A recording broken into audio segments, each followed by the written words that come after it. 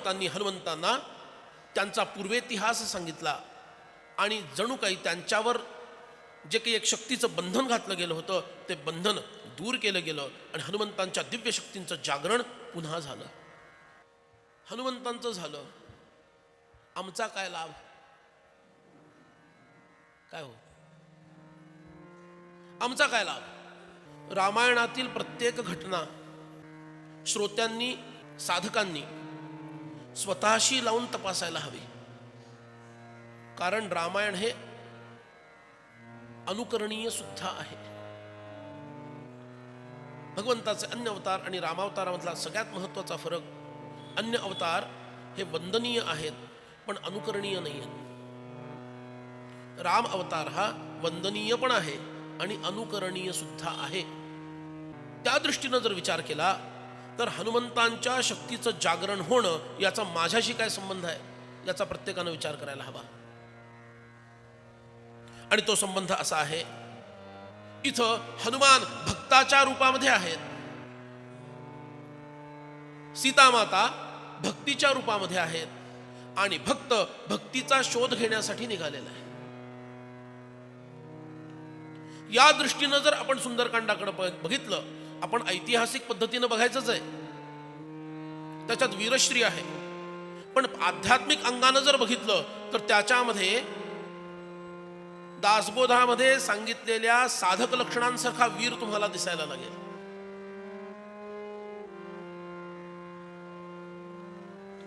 भक्तानं भक्तीचा शोध लावायचा आहे आणि तो कुठं लावायचा आहे? लंकेमध्ये. कोणती लंका आहे? रावणाचं एक नाव आहे दशानन, 10 तोंड असणारा ऐतिहासिक सत्य आहे. आध्यात्मिक दृष्टीनं हा दशानन म्हणजे 5 पंचेंद्रिय आणि 5 ज्ञानेंद्रिय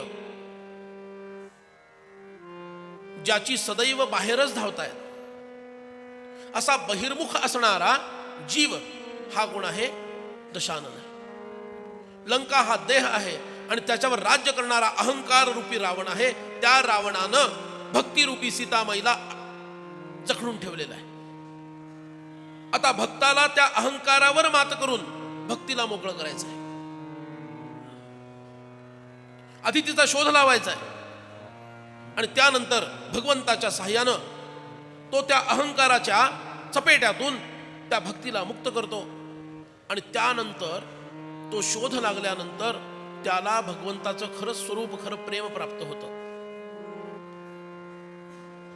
म्हणून मारुतीरायांचं शक्ती जागरण याचा थेट तुमच्या आमच्याशी संबंध आहे. स्वामी विवेकानंदांच्या भाषेत बोलायचं तर each soul is potentially divine. प्रत्येकामध्ये दिव्यत्व आहे, त्याची अभिव्यक्ती कमी जास्त आहे. तुमच्या आमच्यातील दिव्यत्व सुप्त आहे, गाढ झोपलेलं आहे, कुंभकर्णासारखं. जितके जितके म्हणून थोर संत होऊन गेले त्यांच्याप्रमाणे आमच्यामध्ये सुद्धा तेवढं सामर्थ्य आहे, but potentially it is there. अप्रकट रूपामध्ये ते आहे, प्रकट झालेलं नाही, कारण आम्हाला ते प्रकट करावं असं वाटत नाही. ते सुप्त सामर्थ्य आमच्यामध्ये असणारं प्रकट करावं असं वाटणं, त्याच्यासाठी श्रवणाची आवश्यकता आहे. आणि हनुमंतांनी जांबवंतांचं बोलणं श्रवण केलं आणि त्या श्रवणाचा प्रभाव असा झाला की त्यांच्यातील दिव्य चेतना त्यांना अनुभवाला आली आणि त्यामुळं ते ती चेतना प्रकट करायला समर्थ झाले. त्याचप्रमाणे तुम्ही आणि आम्ही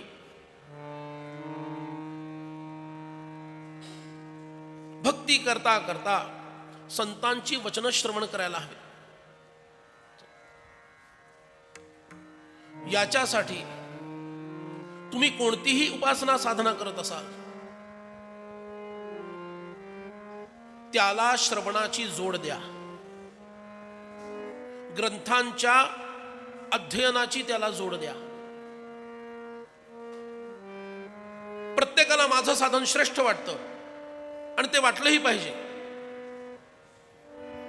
पण प्रत्येक साधनाला ग्रंथाभ्यासाची जोड असायला हवी, श्रवणाची जोड असायला हवी. एकतर कीर्तन प्रवचनामध्ये कथेमध्ये जाऊन बसावं आणि श्रवण करावं. अन्य वेळेला उपलब्ध नसेल तर आपण एखाद्या ग्रंथाचं, मनात जे श्लोक आहेत, दासबोध आहे, याचं काही वेळ चिंतन करायला हवं आणि मग जी आपली साधना आहे ती करायला हवी. हनुमंतांचं चरित्र आपल्याला हे दाखवतं. आणि त्यांनी ते श्रवण केलं आणि त्यांच्यातील चेतना जागृत झाली. हनुमान उड्डाण करतात आणि उड्डाण करून 3 प्रकारच्या अडचणींवर मात करून ते पुन्हा लंकेमध्ये, लंकाद्वीपावरती पोहोचतात. मारुतीराय उड्डाण करतात. 3 परीक्षा, मैनाकाची, दुसरी सुरसेची, तिसरी सिंहिकेची.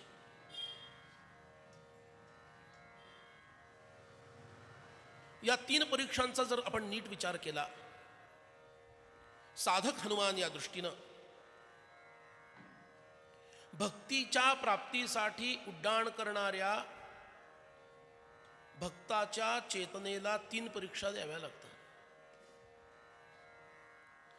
त्याच्याही जीवनामध्ये, पारमार्थिक जीवनामध्ये उड्डाण केल्यानंतर, त्याच्या म्हणजे तुमच्या आमच्याबद्दल बोलतोय, मान्य आहे ना, की आपण साधक आहोत ना, स्वतःला म्हणून घेऊया तेवढंच बरं वाटतंय.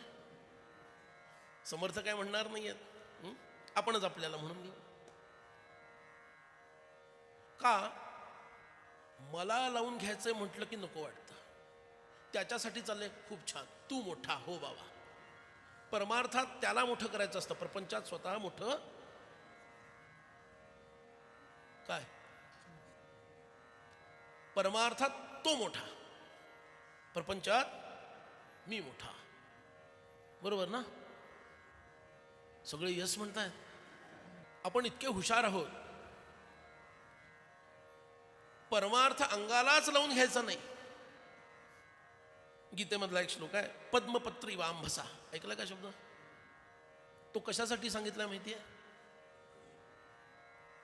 कमळाचं पान पाण्यात राहून सुद्धा ज्याप्रमाणे त्याला पाण्याचा स्पर्श होत नाही, त्याचप्रमाणे हे अर्जुना, तू सुद्धा प्रपंचात राहून त्या पद्मपत्राप्रमाणे प्रपंचरूपी पाण्याचा तुला स्पर्श होऊ देऊ नको, हे सांगण्यासाठी भगवंतांनी हे सगळं सांगितलं.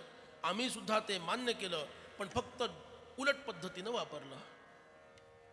वर्षानुवर्ष परमार्थात राहून सुद्धा त्या परमार्थरूपी जलाचा किंचित सुद्धा स्पर्श आमच्या देहाला होऊ द्यायचा नाही. भगवंतांनी सांगितलं, वी आर फॉलोइंग इट. भगवंतांनी उड्डाण केलं. हनुमंतांनी, अरे त्रेतायुगातली कथा आत्ता मला उपयोगात पडत नसेल तर काय करायची ती कथा ऐकून? सात्विक मनोरंजनाच्या पलीकडे काय आहे? पण ती कथा मी आज माझ्या जीवनामध्ये माझ्या कुवतीनुसार ज्या कुठल्या टप्प्यावर मी असेन तिथून त्या कथेकडे मला पाहायचं आहे. आणि त्याच्यातील कोणती सूत्र मी आत्ता माझ्या जीवनामध्ये उपयोगात आणू शकतो हे मला पाहायचं आहे. याच्यासाठी कथा ऐकावी. पण याचा उपयोग मला माझ्या जीवनात कसा करता येईल याचा विचार करायचा. श्री हनुमान उड्डाण करतात. पहिला मैनाक समोर येतो. इथं प्रलोभनाची परीक्षा आहे. अप्रत्यक्षपणे म्हणायचं तर वैराग्याची परीक्षा आहे. पुढं सुरसा समोर येते. ते हनुमंतांना चॅलेंज करते, खराच तू बुद्धिमान आहेस का बघूया. आणि हनुमान आपली बुद्धी आणि सामर्थ्य सिद्ध करतात. इथं विवेकाची किंवा बुद्धियुक्तीची परीक्षा झालेली. आणि सिंहिकेचा वध हनुमान करतात. या ठिकाणी हनुमंतांच्या आत्मशक्तीची, स्वत्वशक्तीची परीक्षा झालेली. म्हणून प्रलोभनाची परीक्षा, तुमच्या बुद्धिचातुर्याची किंवा विवेकाची परीक्षा आणि तुमच्या स्वत्वभावाची परीक्षा, या 3 परीक्षा प्रत्येक साधकाला जीवनात द्याव्याच लागतात. तेव्हाच त्याला भक्तीच्या जवळपास पोहोचता येतं, नाहीतर पोहोचता येत नाही. हे हनुमान आपल्याला दाखवून देत आहेत. महारुद्र हनुमान की जय. जय जय रघुवीर समर्थ.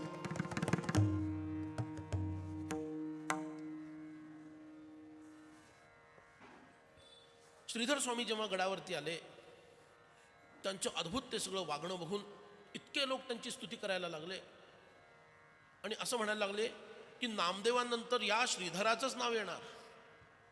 इतकं प्रेमाने समर्थांना नैवेद्य दाखवतो, कदाचित समर्थच समाधीतून प्रकट होऊन प्रत्यक्ष नैवेद्य खातायत की काय असं वाटावं, इतकी त्यांची स्तुती सुरुवातीला झाली. त्याच्यात जर ते सापडले असते तर तिथंच भक्तीचा मार्ग ब्लॉक. ते काही सापडणार नव्हते, त्यांनी ते पचवलं. म्हणून शास्त्रांनी असं म्हटलेलं आहे, प्रतिष्ठा शुकरी विष्ठा. साधकाची भावना काय असते? प्रतिष्ठेला शुकर म्हणजे डुकराच्या विष्ठेप्रमाणे तो मानतो. कुणाच्या? स्वतःच्या प्रतिष्ठेला, लोकाच्या नाही. स्वतःची झालेली प्रतिष्ठा. शुकर कसा आहे, डुक्कर कसा असतं? लोकाची विष्ठा खाऊन जगणारं डुक्कर असतं. त्याची विष्ठा काय असेल बघा. त्या विष्ठेप्रमाणे साधक स्वतःच्या प्रतिष्ठेबद्दल, स्तुतीबद्दल मानतो, म्हणून त्याला गची बाधा कधीही होत नाही. कुठलंच प्रलोभन त्याला अडवू शकत नाही. ह्यानंतर त्यांची परीक्षा झाली विवेकाची. अनेक लोकांनी त्यांना त्रास दिला. एक तर असं मागं लागला, म्हणाला त्यांचं नाव आहे चरित्रात, कुणाचं नाव घ्यायचं कारण नाही.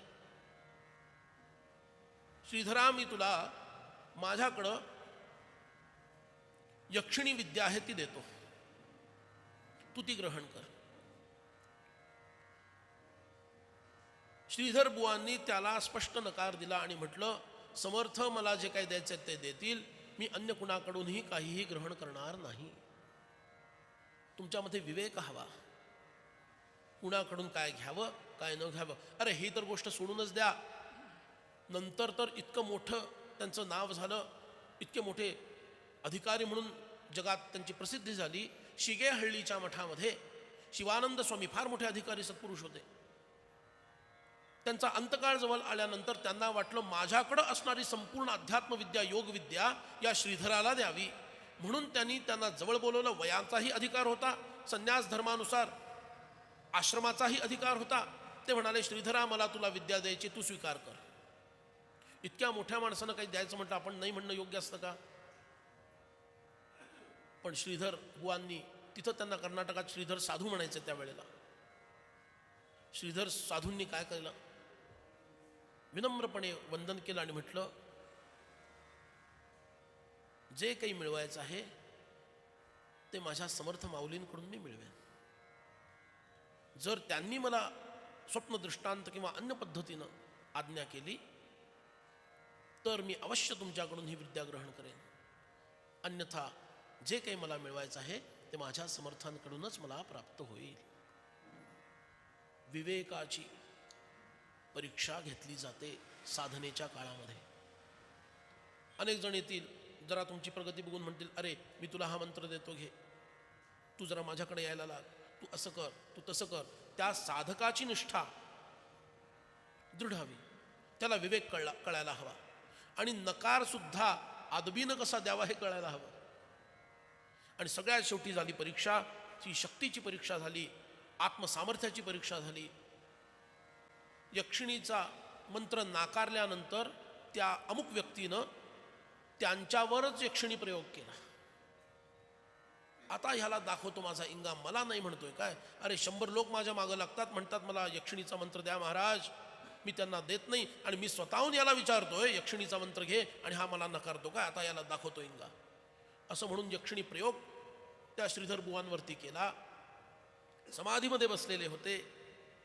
एकदम ठा असा आवाज झाला आणि भयंकर अशी ती काळी सावली त्यांच्या अंगावर धावून आली. त्यावेळेला जवळच त्यांच्याकडे कमंडलू होता. तीर्थ घेतलं, समर्थांचं नामस्मरण केलं आणि त्याच्यावर फेकलं. ती यक्षिणी किंचाळत किंचाळत उलट पळाली आणि त्या अमुक व्यक्तीला तिनं झडपलं. कधी कधी साधकाला जीवनामध्ये स्वसामर्थ्य सुद्धा दाखवून द्यावं लागतं. त्याला हा विवेक असायला हवा की कधी संयमानं शांत राहायचं आणि कधी स्वसामर्थ्य प्रकट करायचं. परमार्थाचा मार्ग इतका सोपा नाही. आणि म्हणून मारुतीरायांनी या तीनही परीक्षा दिल्या आणि हनुमान स्वस्थपणे सूर्यास्त होण्याच्या आधीच लंका द्वीपावर असणाऱ्या उत्तर दिशेला असणाऱ्या एका पर्वत शिखरावरती येऊन पोहोचले. ही त्या हनुमंतांच्या लंकेमध्ये जाण्याच्या लंकागमनाच्या कार्याची मीमांसा आहे. महारुद्र हनुमान की जय. जय जय रघुवीर समर्थ. सूर्यास्त होईपर्यंत हनुमंतांना वाट बघायची आहे, कारण त्यांना अंधारामध्ये कार्य करायचं आहे, गुप्त कार्य करायचं आहे. मग तेवढा वेळ हनुमंतांनी काय केलं असेल? व्हॉट्सॲप बघत राहिले,